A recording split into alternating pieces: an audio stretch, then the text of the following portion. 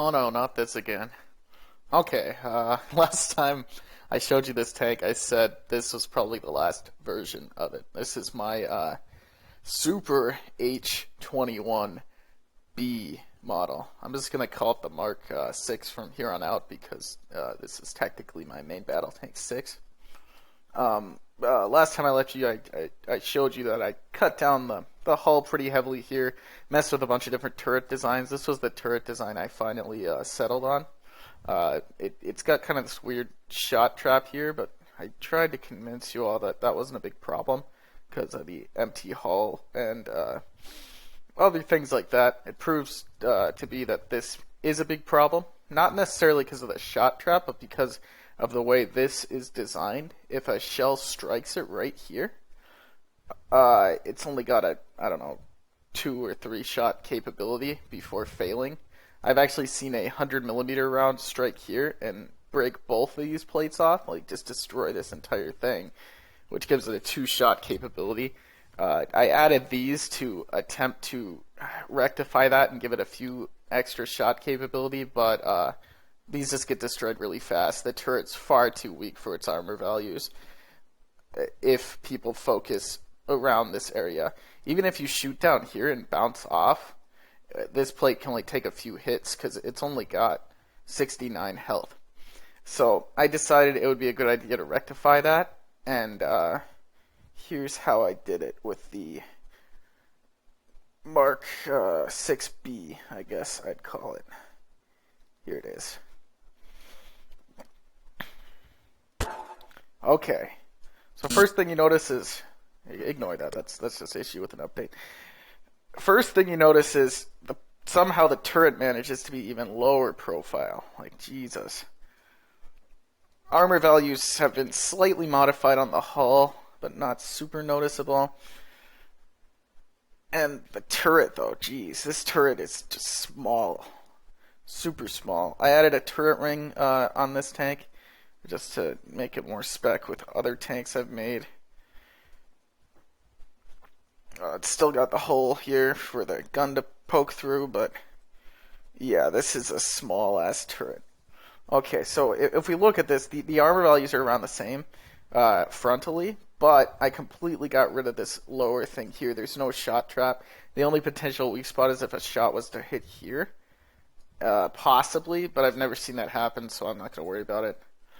Still fairly low health on these plates, but they are 200mm at 60 degrees, so this is still 400mm effective.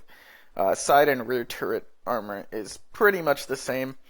I saved quite a lot of weight having the turret ring on this tank, and I also reduced lower plate armor from 200mm to 175mm, because I mean the health difference isn't like I raised the ductility on this, gave it a little bit higher health, but I decreased the armor from 200mm to 175. This is a 60-degree angle. That means this is 400mm effective. This is 350. 350 is enough. Upper, rather the glacis remains the same, 65mm, but it is sloped back at a ridiculous 81 degrees, making it over 400 effective. So as long as the target remains like in the line of sight, like along the horizon, they're not going to penetrate this. Though it is kind of weak if I was to be leaning down a hill or shots were coming from up here. Okay, I also actually added armor plates to the side of the tank of 35mm, so glancing shots have less of a chance of just ripping this spaced armor off. They'll usually just damage this plate instead, so it adds another shot capability to the sides of the tank. Anyway, the only other real difference between these two tanks, I'm pretty sure they still both have 5 degrees of gun depression, 120mm guns, same coax, and I believe this tank holds 18 rounds of ammunition, while this one holds 19 rounds of ammunition. So that's a 1 round difference. And if we look at the weights of these tanks, this is how much smaller the turret is, folks. This tank weighs about 50 tons. This tank weighs about 45 tons. I cut 5 tons of weight off of this tank, which actually has a higher effective armor. Debatably, mainly because the turret weak spot's is gone, and it weighs 5 tons less. So, usually, I would say, this is a done deal. This is a nice fucking tank. Sorry about that. But something was missing. This plate could get knocked off in combat, and it has happened from repeated hits. So I really wanted to get more health on this lower plate. And also, there's some space issues inside here, like these engines are clipped inside each other, which you're not really supposed to do anymore. So I really needed more space in here and a bigger lower plate. Which, if we look at this tank, it sits really high off the ground. These wheels are huge. That's part of the reason. This tank's actually very fast. This thing is one of my fastest tanks, and I think it's because it has very large wheels. So it's got a great torque, and then these are all make spherical. But the tank sits really far off the ground, so if I could fill up more of this space, I could make this plate larger, which means it would have a greater volume, and then it could have a greater health, and then I could also have more room inside the tank to fit all this crap. So that's where the SH-21D comes in. The Mark 6D. This is it right here. Oops.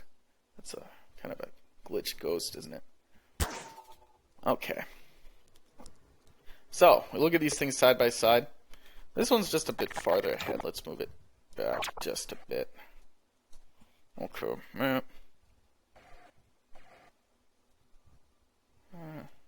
That's good enough. Okay. So they look pretty damn similar, but this one has a noticeably larger lower plate. So if we pull out our armor properties tool, this one still weighs 45 tons. This one weighs about 48.5 tons, so it does weigh a little bit more, but it's got a lot more space in here. This plate is larger, and it has almost 100 more health than this plate. It's at 300 health. I cut millimeters of the thickness to 150, but this plate is also angled back at 65 degrees rather than 60 degrees, which gives it actually a slightly higher armor effectiveness than this plate. This is absurd. This thing could take 140 millimeter shots at range, a bunch of them, and it won't fail. I mean, up close, it's a mixed bag. If someone's really close, they could shoot down into the top, which is the same. Things like that. But mid-long range, you're going to have to shoot this thing an unbelievable number of times to penetrate. If we cruise through the middle, the frontal ammo is still in there, but the actual floor space, straight up and down, has been decreased because this plate's so long.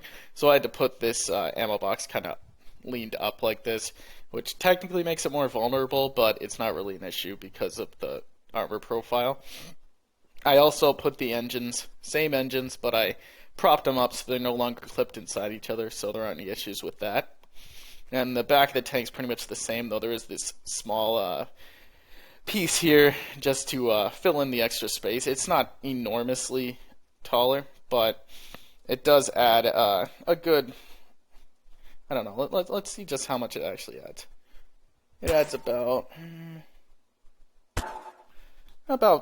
7 to 10 units more. I mean, that doesn't seem like a lot, but because of the larger plate here and the angling, this massively increases the armor on this main plate here. Turret and glacis are exactly the same. Let's pull out our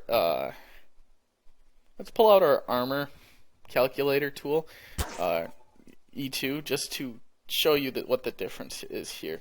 So we look at the front of the Mark 6C, and we see that it's about 350 millimeters effective. Like I said, it's a 60-degree angle. Plate weighs 5,419 kilograms. Then let's look at this one. It's at a 65-degree angle. Weighs about 6,700 kilograms, so it weighs like 2.5 tons more. And it's 150 millimeters, but it's 354 millimeters of effective armor. So it's actually got about 4 millimeters more effective armor. So that's pretty damn good. Other than that, I don't believe. Maybe there's some slight ductility changes and things like that on this tank. Though I think that was pretty much the only change I made was this much larger lower plate. Either way, I'm itching to try this thing out in combat. It hasn't been combat tested yet, though it has been tested quite a bit just shooting it, and it can take quite a bit of abuse. I think you'd still want to stay pretty far away, though, because your side armor is still shit, and the rear armor is non-existent. It's a really fast tank, and it doesn't maneuver super well. So, yeah, you probably would still want to keep it at range. Either way, hopefully there's no SH-21E. There might be. It would probably be some kind of a mobility upgrade, though, or ductility changes. I don't think it'll happen. But for now, this is the last version of the Mark 6 main battle tank. My next video, I'll show you the Mark 7 main battle tank. The M14, I think I called it. And that's a pretty sexy tank that's gone through quite a transformation, too. Have a good one.